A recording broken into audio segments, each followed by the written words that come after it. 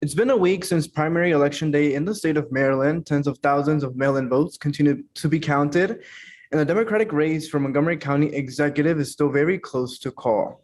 Mr. Blair, thank you for joining us here at Montgomery Community Media. How are you? Great, Michael. Thanks for having me. Mr. Blair, how are you feeling with how the race is looking like so far? So it's incredibly close, right? And we're all trying to be as patient as we can. 100,000 votes have been counted, and so it's going to take at least another week, if not several weeks, before we ultimately know who the winner is. Officials from the Montgomery County Board of Elections have said that this process may take several weeks. How have you been keeping up with the counting of the votes? So clearly we have a presence at the Board of Elections, but I can tell you I have incredible confidence in the staff at the Board of Elections. The level of integrity, their level of professionalism is really something that we should all be proud of. And I know they're doing their best to get to these ballots as quickly as possible, but clearly they want to be accurate. They don't want to miss a single vote. Do you think this close race is a repeat from the last primary election for county executive in 2018? It certainly feels that way. There definitely feels like deja vu. But the reality is we're up against an incumbent who's been entrenched in local government for close to 30 years. And we knew this was going to be an uphill climb, someone from the outside to win. And so we really like our shot. I think we'll do well with the mail-in ballots, something that we really promoted heavily. We knew it was going to be close, just like it was 4 years ago. It was like it's close again.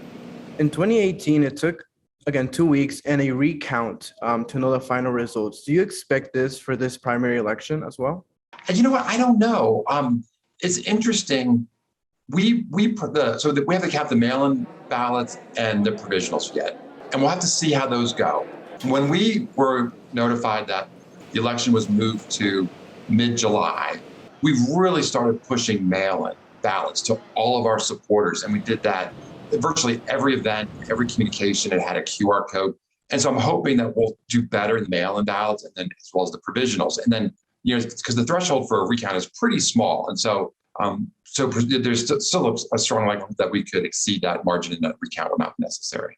Since last Tuesday, have you had any time to decompress and rest? I did. Yeah, we've been able to decompress a little bit. I mean, it's interesting. There's only so much you can do, and so we took a couple of days off with the family. They well deserved.